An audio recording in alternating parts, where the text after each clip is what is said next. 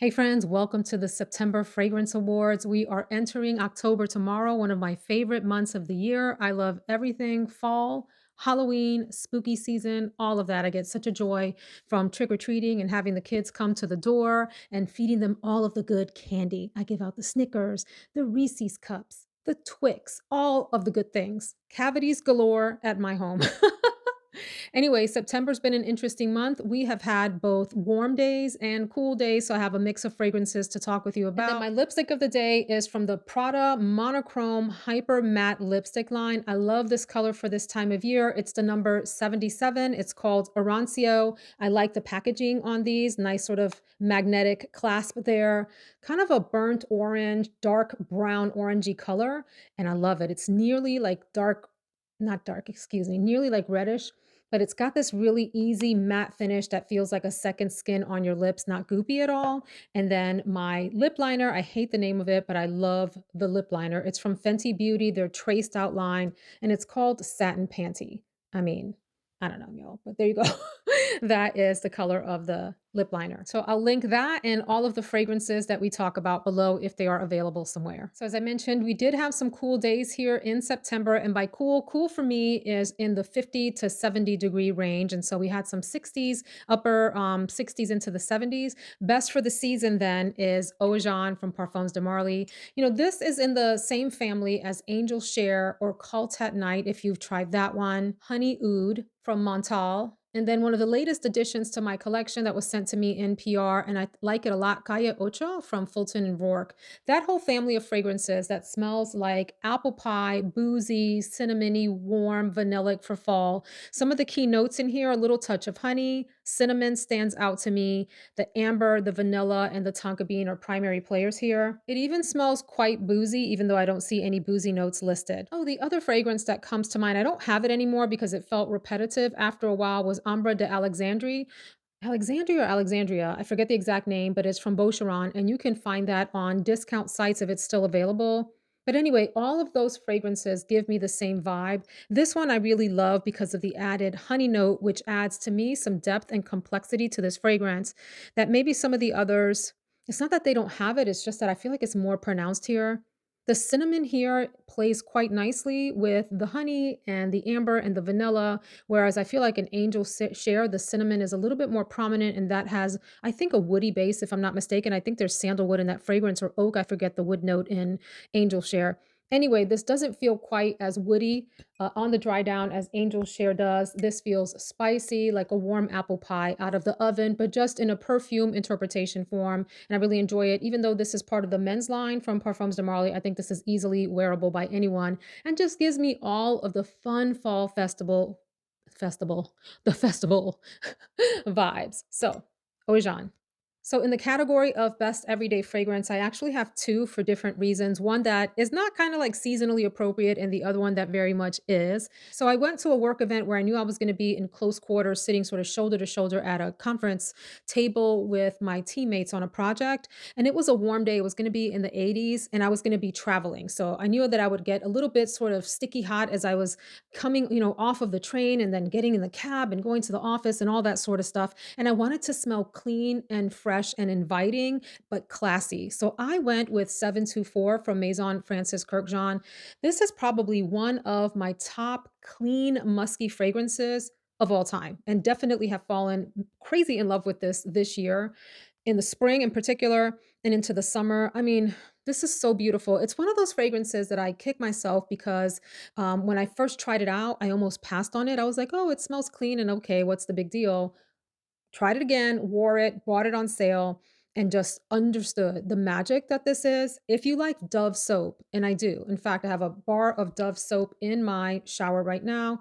I am preferring my bar of Dove soap over my body washes these days. I mean, it's a nice, clean, fresh, creamy feeling coming out of the shower with the smell of Dove soap on. This smells very much like Dove soap, which is sort of has this like white, clean smell. Like it's clean florals, and it's creamy. So if you take that smell and you add a little bit of musk, you amp up the florals just a notch. So pretty. So, so pretty. It's clean, it's fresh, it's soapy, it's creamy. And it's just everything I wanna smell like when I wanna be clean, simple, and classy and nothing more. Now, I did douse myself with this a little bit, which is something that I actually advise against. No one commented on my fragrance. I don't know if I was wearing too much or too little, but I thought I smelled great and I could smell myself throughout the whole day, even on the way back. And I took Amtrak. You know, Amtrak has some interesting scents, and I'll just leave it at that. So I was enjoying the smell of me. In love with the shape of you, I was in love with the smell of me, Ed Sheeran. Anyway, and then my other in the everyday fragrance category, and when I think about everyday fragrance, for me, it's an easy reach, right? It's something that you can grab off the shelf. You know, you're going to smell good, satisfied with the scent. There are going to be no surprises that day, and people are generally going to like it on you if they smell it at all. Like sometimes an everyday scent is closer to the skin for me. Anyway, this is from Fugazzi Angel Dust, the extrait version, and the primary features here, you have to enjoy pepper in your fragrance. There's a pink pepper note that's pretty pronounced here. There's woodiness in the base, like that clean sort of pencil shaving type of smell. And there's a cashmere type of feeling in here. I think there's a cashmere note if I remember correctly. And it's both like warm and cool and peppery and simple. And there's something really sort of cozy and easygoing about this. You can see from the dent that I've worn this quite a bit. And it lasts quite a long time. It projects decently without overwhelming. And it's just sort of a reliable, easy everyday sweater weather kind of fragrance.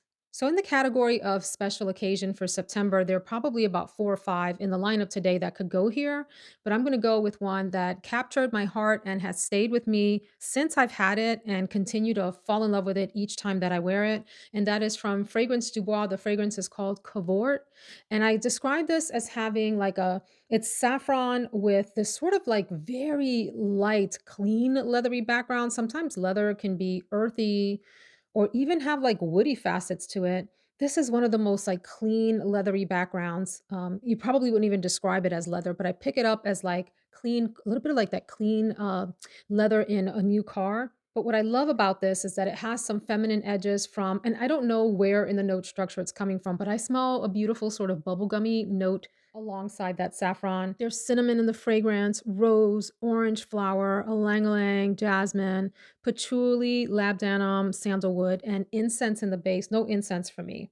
This is saffron, a little bit of bubblegum, some sort of soft rosy nuances, and a beautiful woody, nearly soft, clean leather background that I think is just fantastic, really sophisticated, commanding in terms of its presence without being loud in your face and obnoxious. It has some nice soft edges to it. And it's long lasting and projecting, and husband loves this on me. Cavort, beautiful fragrance. I wouldn't hesitate to wear this to a special event.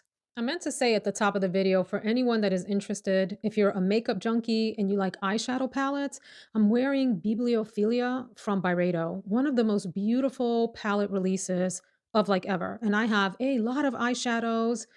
And listen, I've gone palette crazy and purchased many, many, many, many palettes throughout the years. This is by far one of the best in terms of like the texture, the butteriness of it, easy application, no fallout. I adore it. So check it out if you are an eyeshadow fanatic like I am. Okay, in the category of sexiest, and my husband just could not stop coming into my office the day that I wore this, sniffing the air, sniffing me. And every time I wear it, I get this reaction from him. This is Temptatio from the Quinto Canto line. The perfumer is Paolo Terenzi, one of my favorite perfumers. I'm a big fan of Terenzi fragrances.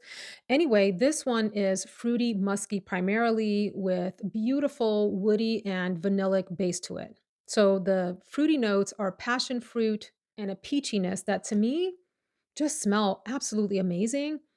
It's one of those fragrances actually that's let me spray it because it's hard from the nozzle to really get a good sense of what this smells like. The atomizer, not the nozzle, excuse me. This is one like if you are in store and trying this out and you just sniff the atomizer, it's going to just smell weird and musky to you. You have to spray it on skin.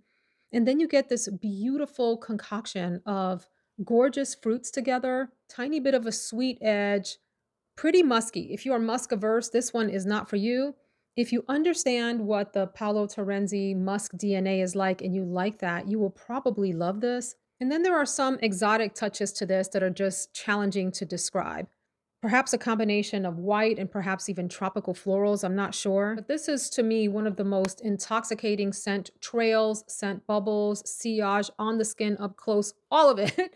Pretty bombastic. This projects pretty far and fills a room. You don't need to spray a whole lot of this. One thing I will say about this fragrance that the retail price of this is fairly outrageous right now. And so see if you can get a discount. I will probably find it on like Joma Shop or Fragrance Net or one of those places for you and link this below at a more reasonable price. Thank goodness these are more out on the gray market and reasonably priced than when they first came out because they're beautiful and worth trying, but they were like prohibitively expensive for most people. So yeah, definitely worth getting your nose on if you like a fruity, musky fragrance with a lot of intrigue, body, a little bit of mysteriousness in the background. This is just, it is fabulous.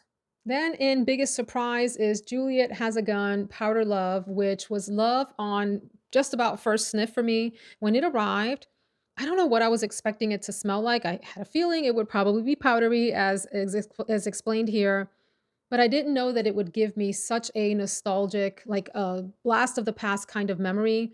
And I described it in a video as smelling like these penny gums that we used to buy from the candy store that we lived above as kids. And the candy was called Double Bubble. That was the gum. And when you would open it, there's this sort of powdery layer on it before you actually chew the gum that has a powdery gum, fruity kind of smell to it that's just so fun. So this is absolutely a powdery fragrance. It's got musk. It has the Juliet Has a Gun sort of synthetic, what people would call synthetic. I mean, I think we misuse that word sometimes when we describe fragrances. That's a conversation for another day.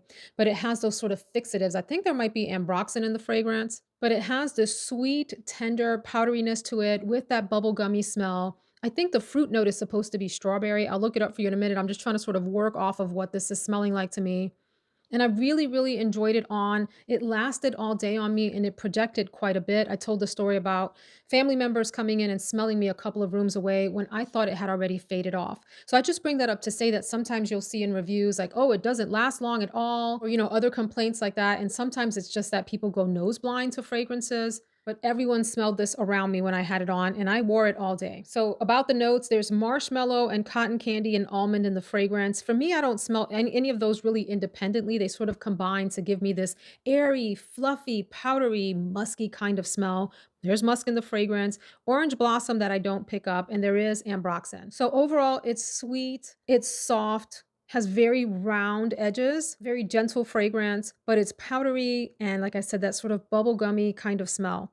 I think it's great. It's such a fun, playful scent, and I really enjoy this. So I'm glad that I purchased it. I picked up the 1.7 ounce, and I'm wishing I picked up the bigger bottle of this. Oh, and I think the reason that it was the biggest surprise is because I was not expecting that blast from the past nostalgic thing that came up with the gum association, and it just makes it all the more fun to me. My favorite blind buy is Vanille Nude, La Vie Belle Vanille Nude from Lancome. This bottle is just so pretty and precious. The fragrance smells how the bottle looks. I mean, how pretty is this ombre effect on it? I wish all of these bottles from this line had a bit of a more sophisticated cap. I mean, I don't love this acrylic kind of square cap. Neither here nor there. The fragrance itself is so soft, vanillic. It's almost like a buttery vanilla and it's airy at the same time, which I think is just such a great combination, like a creamy, buttery vanilla infused with air. Supposed to have solar notes. For me, it's almost like more like ozonic notes. There is just this airiness to it. Smells like fresh, pretty, vanillic, sweet sky. If sky could have a smell that you could sprinkle with vanillic sweetness. So pretty, so feminine, and very sort of girly fragrance. I think this is great. The grounding notes are a soft musk and a sandalwood. For me, it's more on the musky side than woody at all. So vanillic, sweet, airy, and creamy at the same time, and a musky base. And I think it's just so beautiful. It can be a perfect nighttime, bedtime kind of scent. Date night when you want it to be demure and just very pretty and very delicate. Or you can even wear this to the office because it's so not imposing as a fragrance. Very polite, beautiful, soft vanilla. Love this. In the category of not a safe blind buy, and like what is there left to say about this perfume? It has been reviewed to death, is from Parfums de Marly, and this is VALAYA. You see, it doesn't look like I've used a whole lot since I got it last year, and that's really because you better not spray too much of this. I mean, you can do like 3 or 4 hits of this, and you will be smelled all day. So this is such an interesting one because people love it or they are very repulsed by it. It is a musky bomb of a fragrance. Super heavy on the musk in a way that could be nearly like choking you out if you are not a musk fan. And then it smells like fresh laundry, like hot, humid air from a dryer that has been going all day. And there are several dryer sheets in there going at one time with some towels or something. It smells like hot, fresh towels doused in that dryer sheet kind of smell along with some soft citruses. This can get really overbearing during the day. So I would advise spraying lightly, trying this for sure before you buy because you will like it or not. In fact, I didn't like it when it first came out. I thought it was a bit of a crazy kind of scent profile. And then I tried it on in store, wore it on a nice cool day, and really fell in love with it. So spray lightly. You have to commit to this. This is an all day fragrance. You can spray this on at 6 a.m. and it'll be midnight, still clinging onto you, still clinging, still projecting, still maybe suffocating people around you if they're sensitive to these smells. So definitely try this first powerhouse of a fragrance. So this is the original Valleya. In the category of overhyped fragrance from a house that I actually really like, and I like this fragrance too, I just don't know that it's worth all of the sort of extravagant praise that it has gotten, and that is Espiritu. I'm showing you the little travel spray, but I'll put up the real, bottle, what it looks like here on the screen. This is lovely. So if you are a lover of sort of dry, spicy, woody fragrances, you will probably enjoy this quite a bit. I just feel like it's so delicate and light, which is the case with a number of the fragrances from this house. Not all, some are pretty projecting, but like Rosario, for example, beautiful soft rose fragrance. And you have to be in the mood to have something just closer to the skin. This is one that when I wore it, people had to come close to me to kind of smell it. It's quite nice. It's supposed to remind you of the inside of a church that has an old church that has incense burning and maybe there are florals nearby. So think of like a really soft incense with some spices and some woodiness. Perhaps it's the smell of a church in the tropics that's made out of woods, and the wood is sort of giving off a certain kind of old school scent as the day warms up and the temperature inside the church rises, along with a soft, spicy, incensey smell in the background. It's delightful. I think it's quite nice. I think it will make a fabulous candle, and I think it is a decent smell. But there are a lot of other fragrances that give you this kind of scent profile, where you don't have that enormous price tag. And so this is one like if you're a collector of the House of Beau, if you're enamored with that scent profile, definitely worth checking out. But I think it's like maybe overhyped just a notch for what it is. That's all. Quite a nice fragrance. In the category of hidden gem, this is one that really grew on me. This was sent to me in PR about a month ago, and I've had the chance to wear it a couple times since then and really, really enjoy this. It was the one from House of Dastan that really caught my attention. And so, if you try this house, like they have a discovery set, I would say check out the discovery set and see what in there scratches your itch, tickles your fancy, so to speak, because they're pretty powerful, unique fragrances. All of them, like they all have their own sort of flair. If you are tired of scent profiles repeating themselves over and over again, go try House of Destin. You'll find some unique ones. What I enjoy about this fragrance is it's so super androgynous. It's got a beautiful creamy fig note, woodiness, like a deep dark woodiness with, for me, what feels like an ambery base. Did I tell you what the fragrance is called? It is called You with a question mark. It's described as a floral, fruity gourmand. I don't think so. To me, this is more like a woody, ambery fragrance with a touch of fruitiness to it. And the fruit is coming from fig and pear together.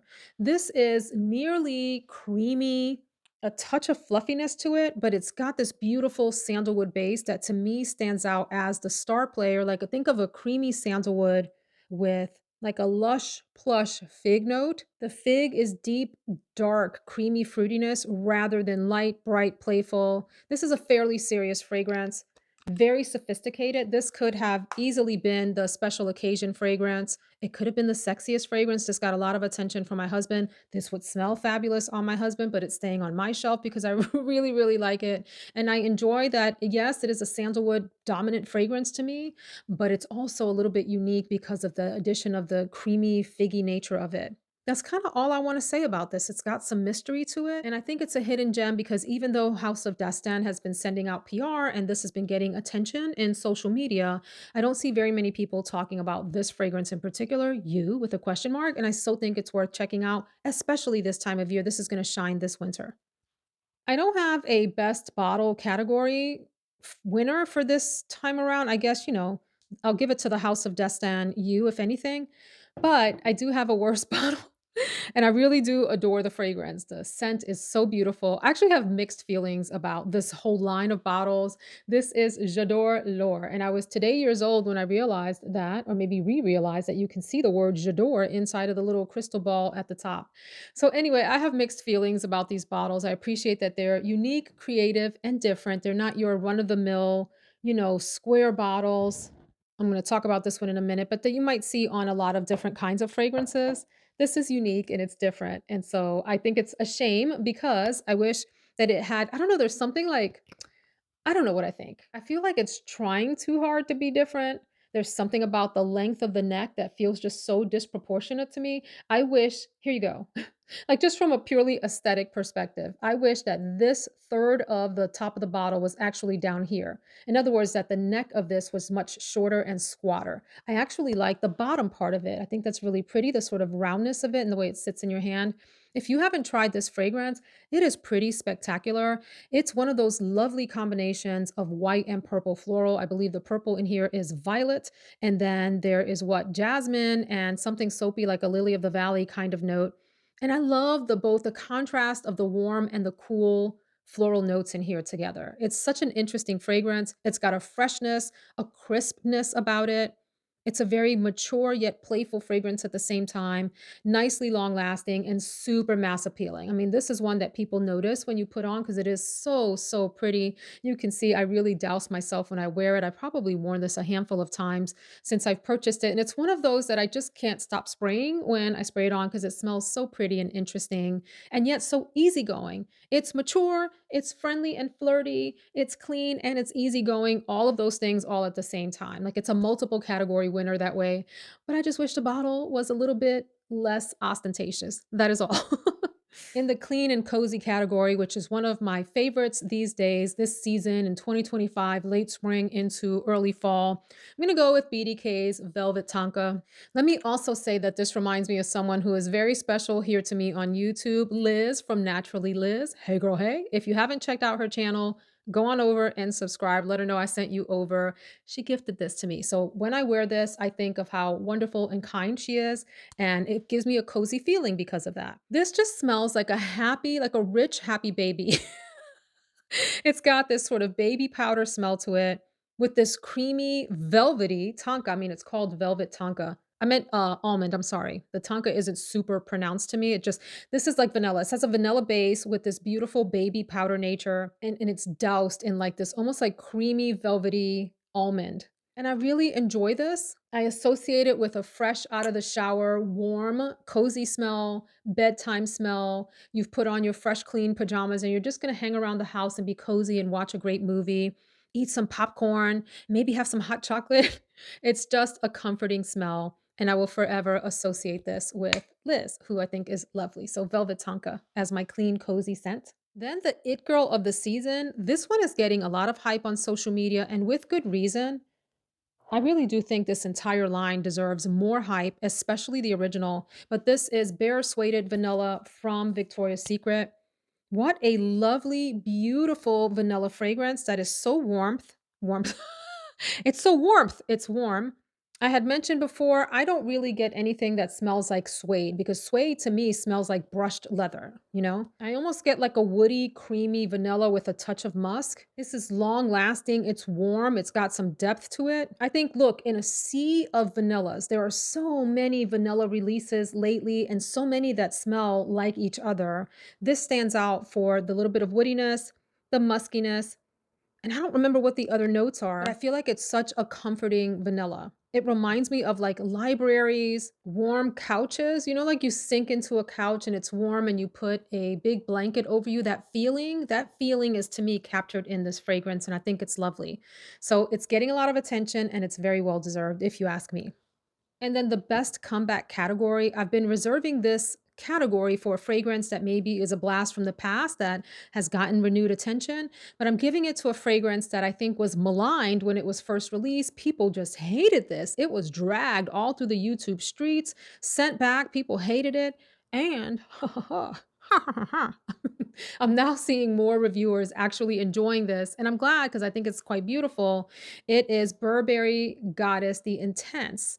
I have tried the new Parfum, and it's got a little bit of a leathery touch to it, and I like it. It's also quite nice. I didn't buy that because I already have the original Burberry Goddess and the Intense and just didn't feel the need to add that one, but it's also nice. The reason that this one, the Intense, was just cast aside, like, the redheaded stepsister or something. Sorry to all the redheads out there. It's a reference to a childhood fairy tale. I apologize. But it's because of the patchouli here. And we have gone through this phase of people absolutely hating patchouli, which is just interesting and a little strange to me because I happen to enjoy patchouli. And patchouli has been one of those. Anyway, I'm about to get on my soapbox. Let me not get on my soapbox. This is really great. If you like the original Burberry Goddess and you're not afraid of patchouli, I don't feel like the patchouli is pronounced in here, which is kind of like the interesting thing about this whole hate of this fragrance to me. Yes, you get some patchouli, but it's not nearly as pronounced as it is in some other patchouli dominant fragrances. I think this is just like a deeper version of the original Burberry Goddess with some woody patchouli aspects in the background, which give it even more base for cooler weather. Nicely long lasting, does really well on the skin. I really like it. Best comeback. So I'm going to attempt to describe the next fragrance to you, which is in my most complimented category. Every time I look at the notes for this, my head spins because I, one, do not associate the notes with this fragrance, and two, there are at least 4,786 notes in this pyramid structure. Another Paolo Terenzi creation, except this is from the Tiziano Terenzi line, and this is called Arethusa. So I want to just share what it smells like to me. So, well, let me back up. One of the primary features here is supposed to be like a marine aspect. Yes, I guess so if I think about it hard enough. But I feel like this smells like the air above watermelon. Like if you have a bowl of watermelon, you're not quite getting the sweetness, but you're getting the nuance of what watermelon smells like in the air. It smells like watermelon. It smells watery to me. There's woodiness here. There are florals. There's a warmth to this. There's so many interesting notes, and I can't make heads or tails of what I see in the note structure. So that is what's happening here to me. A non-sweet watermelon, not green watermelon rind, but just like a watermelon scent without the sugariness that you get when you, oh, and I love watermelon. I'm a watermelon fanatic. But remove the sugar, add perhaps some like watery notes to it, a touch of marine air maybe, some kind of soft florals, and a delicate woodiness. And it is alluring, interesting. It's got a very sort of exotic smell, super unique. There's nothing else in my collection that smells like this. I don't think I've sampled anything that smells like this. And I have sampled at this point thousands of fragrances. This one stands apart. Arethusa, really fantastic in the air. It's just got this like it floats in the air and is a little bit like mesmerizing in its own way because it is so unique and so different and incredibly sophisticated as a scent. This could be easily the special category, special occasion rather, fragrance as well. Arethusa, worth getting your nose on. Then my mood booster fragrance, this almost went in the clean, cozy category.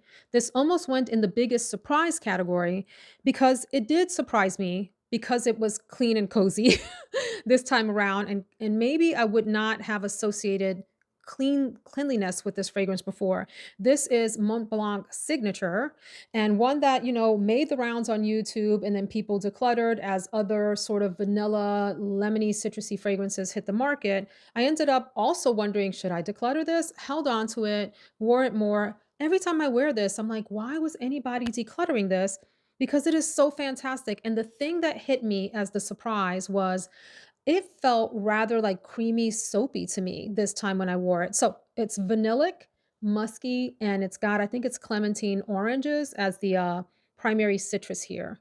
So I think that this rivals Musk Therapy as a fabulous musky citrus fragrance with a soft vanillic background.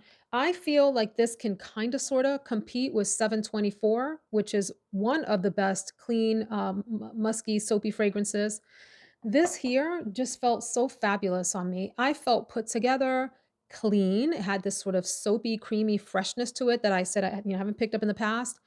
Vanillic and citrusy. And it's a soft citrus. It's not an overwhelming citrus. It just works. It is such a lovely fragrance. I like easy every day. It could be in so many different categories in this monthly award. So if you have this in your collection, pull it back out and give it another try if you've been neglecting it. It's quite beautiful. So then in my low category, this feels strange to me because at one point I really enjoyed this fragrance. I wore this recently and just felt off. It didn't feel like a me fragrance anymore, whatever that's supposed to mean. This is from Nest and this is Indigo. And you can see from the dent, I've worn this a bit. This fragrance is primarily like this almost camphorous tea, if that's such a thing. Like it's got this almost like mintiness to it. I think it's Moroccan tea that's in the fragrance, if I remember correctly, and it does smell minty then as a result. There's fig, and then I believe sandalwood is the woody note that's in here. It's a very interesting smell. It has this sort of unique, exotic nature to it. Again, another one that I haven't smelled very much that smells like this. So it is very unique, interesting, and different, and people like it. I mean, I remember my husband continued to ask me all day, "What's that you're wearing again?" Because it's really, really nice. It smells great in the air. I was just having a hard time the last time that I wore this because it just didn't like, I don't know, it didn't fit me anymore or something. I was like, I couldn't wait to wash it off and put something else on, you know? So unfortunately, I think this is going to be leaving the collection. We have had a good time, but we've grown apart into different people. We have followed different paths in life. I wish you well. I'll check in on you on Facebook and see how your kids are doing. Bye, Indigo. I have 2 fragrances in the medium category. This one I absolutely loved for a while, 100 Silent Ways X. This is the X version. You know I love the original 100 Silent Ways. I mean, like, I would probably bathe myself daily in 100 Silent Ways, the original, if I could. I mean, you can see I have worn this fragrance quite a bit as well. This smells a lot like the original 100 Silent Ways with this like almost like an ambery leather base to it. The leather in here is so smooth. It's still quite a beautiful fragrance. But again, it was one of those things where like I wore it and I was like, I think we've had our time together. You are beautiful, but I need to release you to another home. Yeah, I think it's beautiful. I wonder if part of what's happening for me is I do enjoy and love leather and fragrances, but when it feels like it is leather dominant, I end up feeling like I wish I had sprayed something else on. You know, it's one of those things like, here you go. If I were going out for a night on the town, you know, where it was just like a few hours, you were going to be out 2, 3, 4 hours at the most, this would probably be great.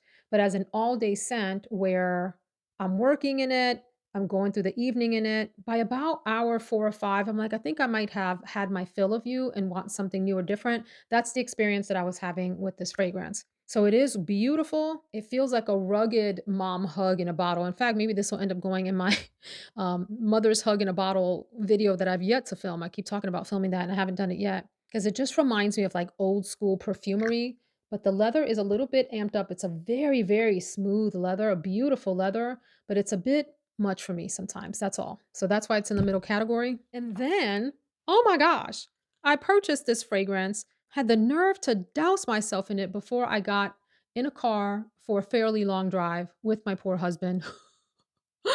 Who just didn't like it. I like it. I think it's beautiful, but it was a no for him. And he kept saying, "What? You know, no, I don't want that smell in the car anymore." Acro Crush. What a pretty bottle. This beautiful soft pinky bottle, which is just my vibe.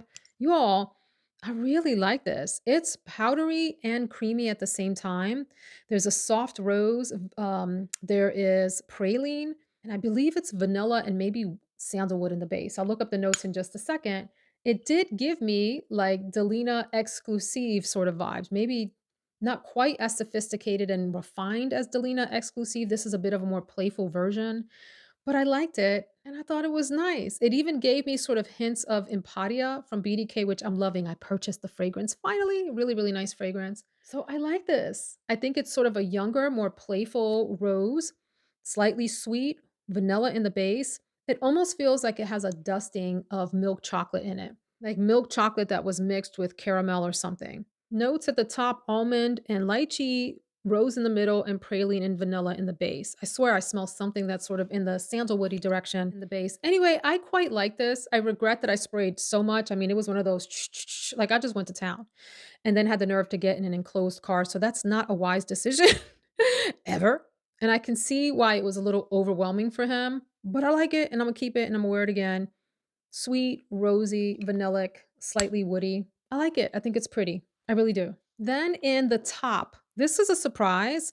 I liked this fragrance all along, but I was surprised that my husband loved it so much. He could not stop complimenting me on Brown Girl Jane's Carousel, which, if you want to know what this smells like, think about where you see carousels at the amusement park or a fair or a carnival. How pretty. This has spun sugar, apple, cherry. It says leather and musk. I don't really feel like I pick up leather in the fragrance at all. Definitely musk and a little woodiness. This is sweet and fun and playful. There are beautiful soft florals in here as well. It's not just in gourmand territory. It's like a floral gourmand, if you ask me, or a gourmand floral rather. And I think it's so fun and playful. A very flirty fragrance, very happy, easygoing, sweet, floral, playful, caramelly, hints of apple. I like it. It's really quite nice. And then I talked about this in a recent, I think it was the Cozy Vanilla video. This is Fire at Will from Javoy, one that is so easy to douse yourself in and just never offend anyone. It's a light, airy vanilla that has brown sugar aspects. So it's sweet, it's vanillic, it's slightly musky. It doesn't smell like cotton candy, but it's like a cotton candy texture, if you will. If you think about like the it's like how cotton candy is kinda squishy, but it also is so light that it would disappear in the warmth of your hand. That is the texture of this fragrance. If you like Vanilla 28 from Kayali, imagine that really light and fluffy, like in a cotton candy kind of texture, and that's a little bit of what Fire at Will smells like to me. Doesn't have the greatest longevity. I'm sorry about that. I can't do anything about that for you. It just is what it is, but it's such a great scent to spray on and it makes you really happy when you put it on.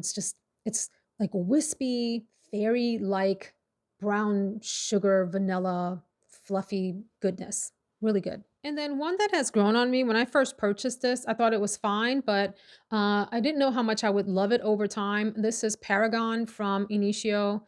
You know, in some ways, this could be like the bolder, more audacious, ostentatious cousin or something of like Espiritu from House of Beau, in that it does give you those sort of like wooden churchy vibes. The players here are, well, Palo Santo is a primary woody note in here, which just has that sort of like holy wood burning smell. Holy, Holy, holy.